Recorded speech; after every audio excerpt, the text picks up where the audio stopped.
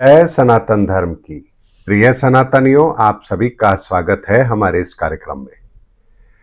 सनातनियों, आपको मई 2025 का वो समय तो याद होगा जब डोनाल्ड ट्रंप अपनी पहली खाड़ी देशों की यात्रा पर गए थे।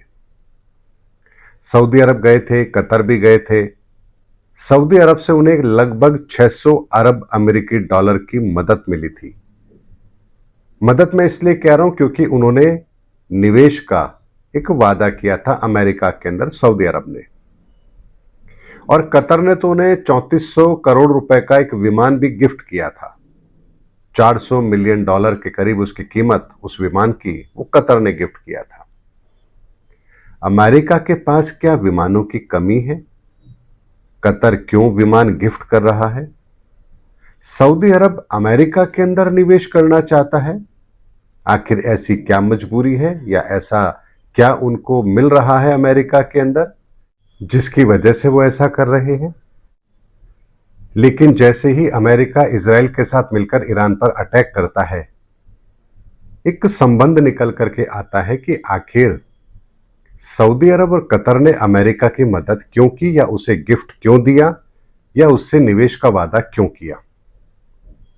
सनातनियों, एक बात है, गंभीर है, कड़वी भी है, लेकिन आप लोगों के सामने रखनी तो पड़ेगी।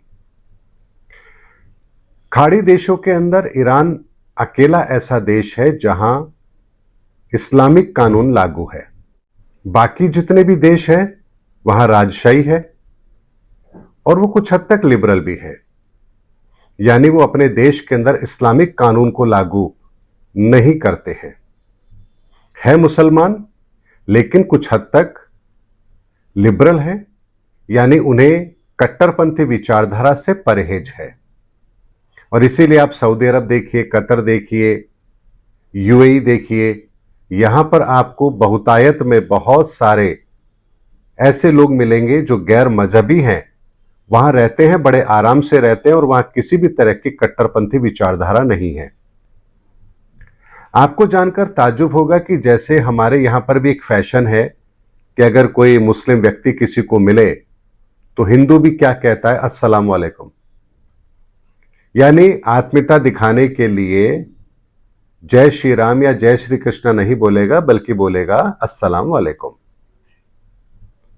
यानी अपनापन दिखाने की एक ऐसी मुहिम जो हिंदू धर्म के अंदर बहुत सारे लोग अपनाते हैं। लेकिन जानते हैं, जब आप कतर जैसे देश के अंदर आप जाते हैं, वहां होटल में रुकते हैं, तब वहां के होटल के जो लोग हैं, वहां का स्टाफ है, जो मुस्लिम है, वो आपसे अस्सलाम वालेकुम की उम्मीद नहीं करते हैं, बल्कि वो आपको कहते हैं राधे राधे, जय श्री कृष्णा।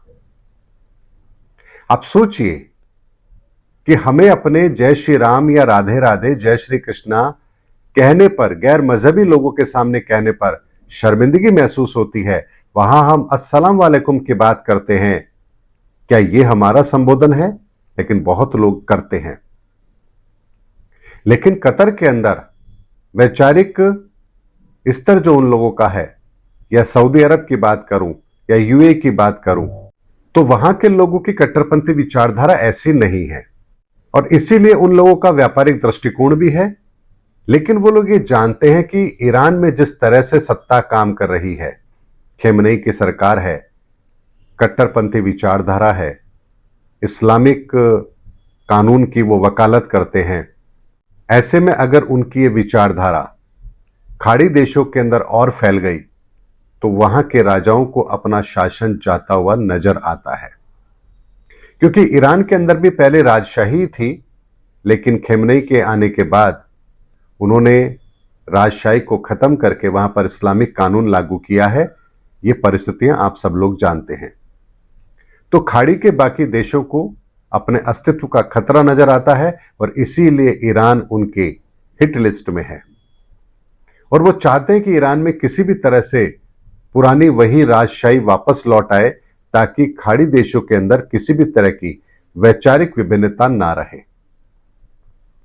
और इसी काम को करने के लिए खाड़ी देशों ने, सऊदी अरब और कतर ने एक डील की है ट्रंप के साथ, ताकि वो ईरान को खत्म कर सके। और इसी के लिए वो इनाम की राशि, वो निवेश का एक समझौता उनके साथ किया गया था। लेकिन ये बात आप लोगों को थोड़ा अजीब लगेगी कि ऐसा कैसे हो सकता है।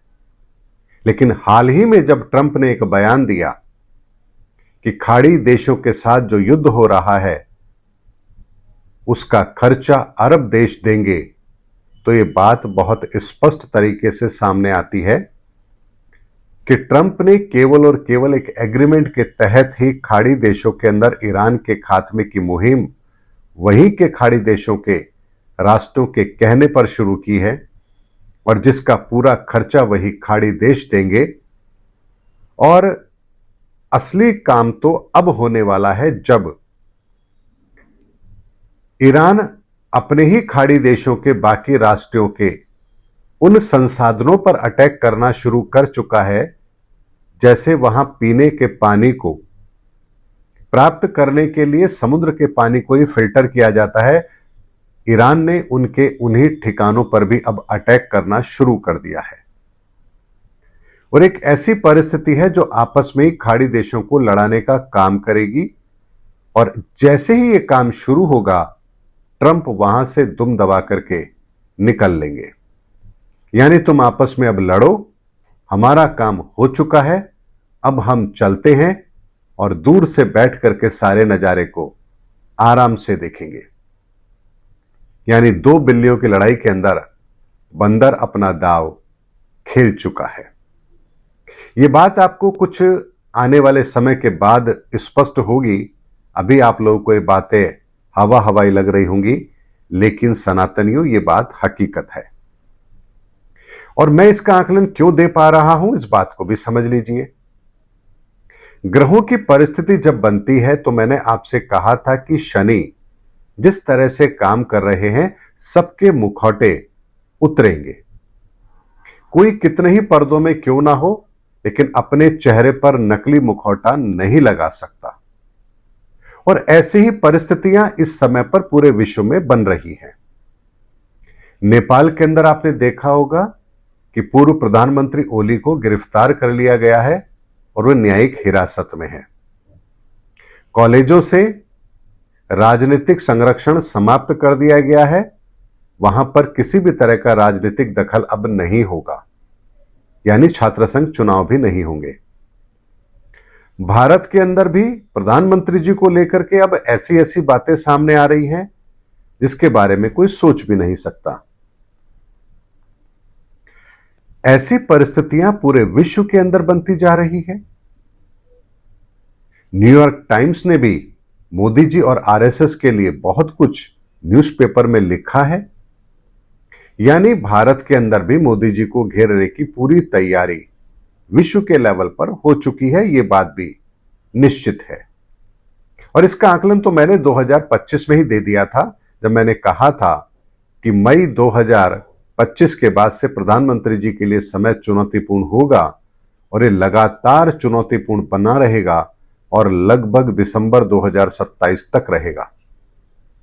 मैं उनके पद पर संकट का भी आकलन करूंगा और एक वीडियो के माध्यम से बताऊंगा कि एग्जैक्टली वो टाइम कब बनता है जब उन्हें अपने पद से हाथ धोना पड़ सकता है, या पद से हटाया जा सकता है, या वो पद छोड़ सकते हैं। क्या ऐसी परिस्थिति भी बनेगी, और बनेगी तो किस समय पर बनेगी, इसका भी मैं आपको आकलन जरूर दूंगा। बिहार के घटनाक्रम पर भी मैं आपको आकलन जरूर दूंगा। लेकिन आज जो वीडियो में मैं बात कह रहा हूं वो बात बिल्कुल स्पष्ट है कि खाड़ी देशों को ट्रंप धोखा जरूर देंगे। ये लड़ाई जैसे ही इनकी आमने सामने की आपस में खाड़ी देशों की होगी, ट्रंप वहां से निकल लेंगे और उसके बाद ये आपस में ही लड़ते रहेंगे और अपने अपने संसाधनों को यूं ही बर्बाद करते रहेंगे। अगर पानी की किल्लत खाड़ी देशों में हो गई तो वहां जो परिस्थिति पैदा होगी उसका आप आकलन भी नहीं कर सकते, क्योंकि व्यक्ति कुछ दिन भोजन के बिना रह सकता है लेकिन पानी के बिना वो नहीं रह सकता। इसीलिए परिस्थितियां वहां विकट जरूर हो रही हैं और ट्रंप एक ऐसी मुहिम पर काम कर रहे हैं जिस मुहिम को दुनिया ना तो अभी समझ पा रही है और ना ही कभी समझ पाएगी। लेकिन जब परिणाम आपके सामने होंगे तब आप इसका आकलन करेंगे कि आखिर ये सब कुछ हुआ तो कैसे हुआ। क्योंकि मैंने आपसे कहा है कि ईसा मूसा की लड़ाई होगी, तो ये लड़ाई आपको कैसे होती हुई नजर आएगी, इसके लिए कुछ ग्राउंड तो चाहिए, और यही ग्राउंड अब बन भी रहा है। इसीलिए सनातनियों ट्रंप फिर धोखा देंगे, उनका एक और चेहरा दुनिया देखेगी, और खाड़ी देश जो अमेरिका से इस समय मदद ले रहे हैं, वो अपने आप को इतना बड़ा ठगा हुआ महसूस करेंगे कि शायद उनके पास कोई दूसरा विकल्प रहेगा ही नहीं सिवाय इन परिस्थितियों को झेलने के। और बहुत जल्द जुलाई तक आप इन परिस्थितियों को सामने आते हुए जरूर देख लेंगे। उम्मीद करता हूं सनातनियों, आज का मैंने जो आपको आकलन दिया है विशुद्ध ज्योतिषीय आकलन है। ग्रहों की परिस्थितियां जब इस तरह का माहौल पैदा करती हैं, तब मैं उसका एक स्पष्ट आकलन आपको जरूर देता हूं। नकाब उतरेंगे ये बात भी ठीक है, और अब जैसे जैसे परिस्थितियां बनती जा रही हैं, बहुत लोगों के चेहरों पर से नकाब उतर रहे हैं, सच्चाइयां सामने आ रही हैं। देखना यह है कि परिस्थितियां, कुदरत, प्रकृति, परमात्मा हमें किस तरह का आने वाला भविष्य देने वाले हैं। लेकिन इतना जरूर है, जो धर्म के रास्ते पर हैं उनका भविष्य बेहतर ही होगा, और जो अधर्म के रास्ते पर हैं उनको अपने भविष्य को देखने की जरूरत नहीं है, क्योंकि वो बहुत ही भयानक होगा। उम्मीद करता हूं सनातनियों मेरा वीडियो आपको जरूर अच्छा लगा होगा। अगले वीडियो में आपसे फिर भेंट होगी, तब तक हमारे चैनल पर बने रहिए। जय सनातन धर्म की, जय धर्म युग की, जय सनातन विश्व।